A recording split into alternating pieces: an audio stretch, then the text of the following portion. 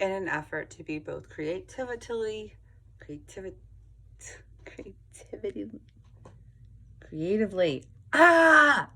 can't speak. In an effort to be both creatively, what the fuck, man? Attention deficit and buffering. Medication has not kicked in. Okay. In an effort to be both creatively productive and real life productive, what I've been doing is having some coffee, starting some laundry or like a load of dishes, and then ducking into my sewing room to straighten and to continue to clean and get things ready. I am actually right now, I have two black 301s. One's a 301A, one's a 301. And I have one set up. I love her. I need to clean her. But I have her set up. I think she's gonna be my quilting machine. And then, oh no, my piecing machine. And then I'm setting one up to be my quilting machine so that I don't have to take the seam allowance, everything else in and out. I can leave the quilting foot on, and she will have some pre-made bobbins. So I'm actually this is the first time I'm using this machine. I just cleaned her, I just oiled her, greased her. Now I am actually going to test her out.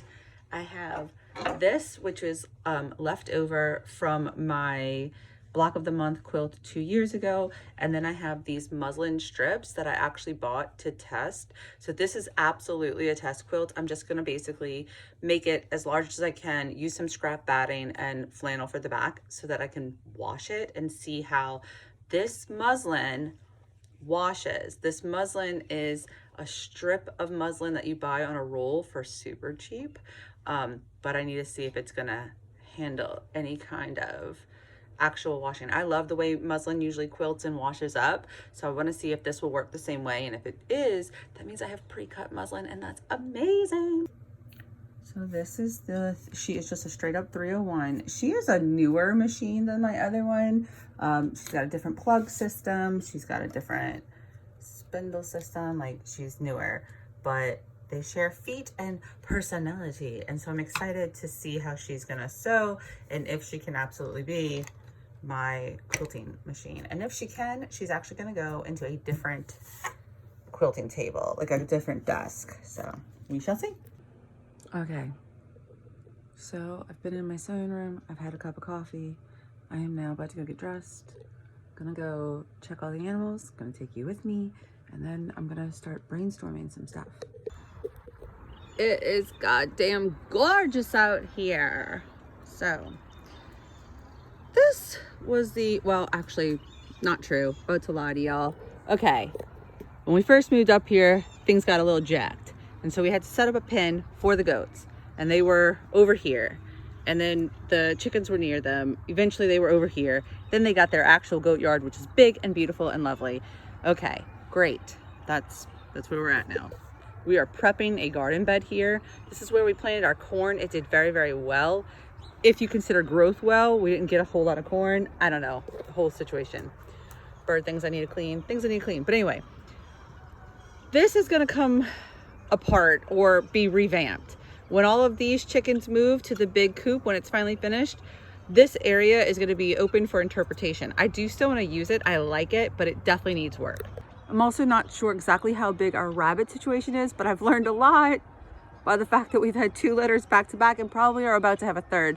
And what I have learned is that even though they say that in colony style raising, the girls will regulate, my girls are having babies. And I don't know if that's because they're happy, because they're healthy, because they feel good, like they have plentiful resources, but I don't want back-to-back babies ever again. It's not good for them, in my opinion. Like, it's just too much on their bodies. It's not good for me and being able to keep up with it. So I have a plan. I'm gonna implement that plan, but I'm not gonna share it yet because I'm still perfecting it. Hey babes. You know, you're still acting like you don't want me near you, but like, it's all good. It's all good. Hey, Toto. Hey, my Toto. I call her that because she's missing toes. Here, I know. There you go. Okay, update on using the chicken waterer as a heated fount for the rabbits, not the birds. Y'all, what is happening? Anyway, I don't know. I had posted it a while ago. I had a big heated bowl, but when the babies, the first round of babies, were getting older, I was worried they would drown in it, so I stuck a rock in it. And that worked really well, but the problem was that it displaced so much water.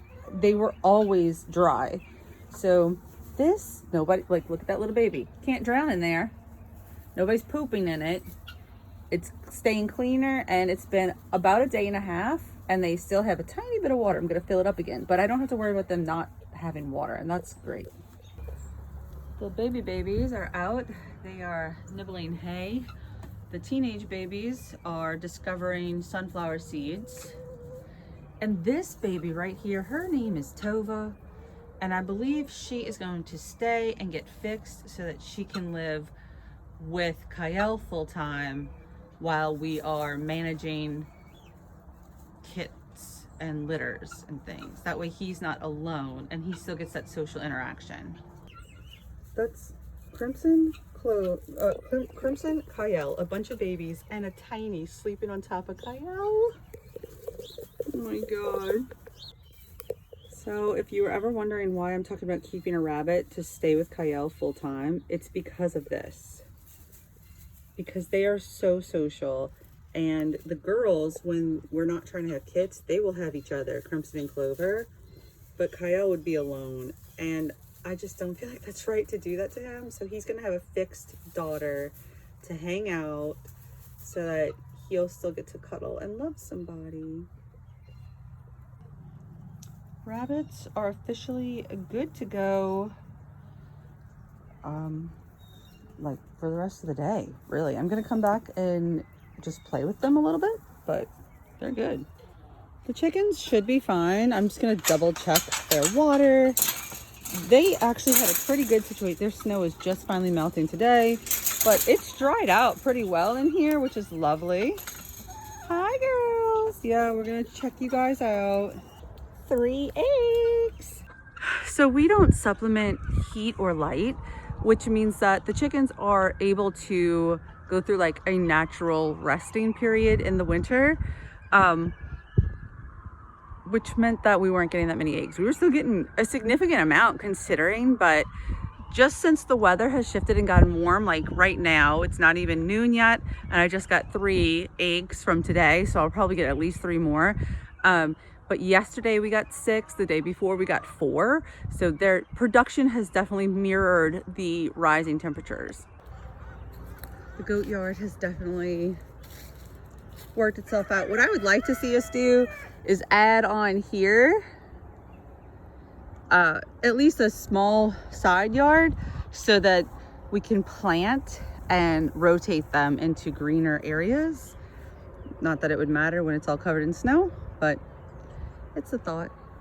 I think we're actually gonna invest in some electrical fencing that's easy up, easy down, so that we can move them around into different areas and allow them to get green grass and just be in different places on a temporary rotation. We are now heading over to the A-frame in the college dorm, where the roosters are mean, and I'm hoping it's just the space and number of girls versus, because I would love to see them all be able to coexist, but I don't know if that's gonna happen or if I'm gonna have to have them out and about in different areas. We shall see. I think that Raw is the one I'm the most worried about. 2 has become quite aggressive with my boots. I think he associates them with cold weather and bad things, but Raw has gotten just pissy. Another fun thing about the weather turning, listen, I'm so sad about my snow, which is still here and there, but I'm very sad about it not being here anymore. I am glad, however, that my amazing garden wagon and my wheelbarrow will work, so I can move heavy things without having to haul them in precariously slick snow. I made a bit of a decision and allowed this to happen. Okay, I wanted to have the 2 test quilts done, and so at this point I got that done.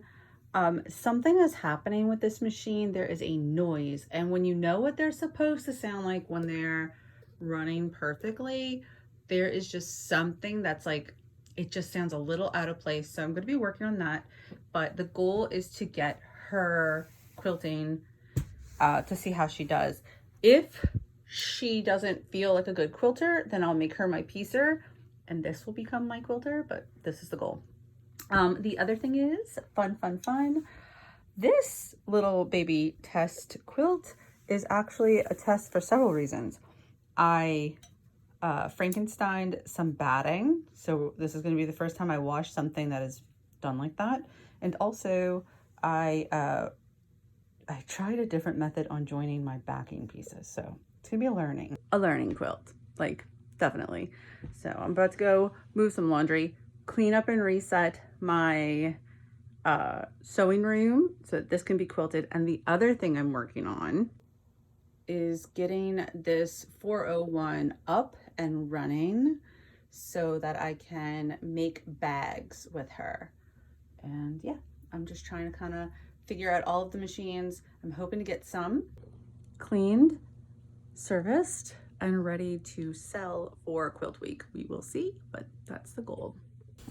Okay, I am switching to a darker color so I can see the quilting better, and in doing so, I'm winding a bobbin, and she sounds great when she's winding her bobbin. So it's definitely her engine that's running really smooth. Her internal gears are going really well. It's something over by her foot, which I noticed earlier was really tight. So I'm going to try to figure out what exactly is happening with that. And I'm also wondering if it is the quilting foot sitting on her in like the not perfect way, or maybe if because she is a newer 301 model, something is slightly different and she might need a different quilting walking foot. But she just winds a beautiful bobbin. She actually winds a better bobbin than my 301A that I love. I'm actually pretty proud of myself for figuring that out because I was able to fix it and it sounds a lot better. Yay. It was definitely that the walking foot was sitting incorrectly. This 301 has a larger size foot screw, and so it was kind of knocking the walking foot off of so the walking foot was kind of at an angle, very slight, but still there. And now that I have kind of adjusted for that, it's way better. All right, I have this one done. I machine bound it. I don't know if you can see that, but I did it by machine because really it was about getting it done, getting it washed to see how this performs when washed and dried. So here we go. And when I change the laundry, like move things around, I'm gonna just throw this in with the next load and see how it goes. Totally just realized that I basically made 2 placemats. Going out to animal. Everybody should be pretty good. I should just be topping things off, making sure I'm collecting eggs. Which brings me to this. Yesterday, I made those 2 like test quilts, and one of them I washed, but the other one I turned into a basket. I've been needing something to collect eggs in. As we get more, it gets harder and harder to like get them all back to the house without dropping them, and sticking them in my pockets works, except sometimes they pop in my pockets. So turned it into a egg collecting pouch. Literally just realized I can also stick bunnies in it. Oh my god. 6 eggs in my egg pouch.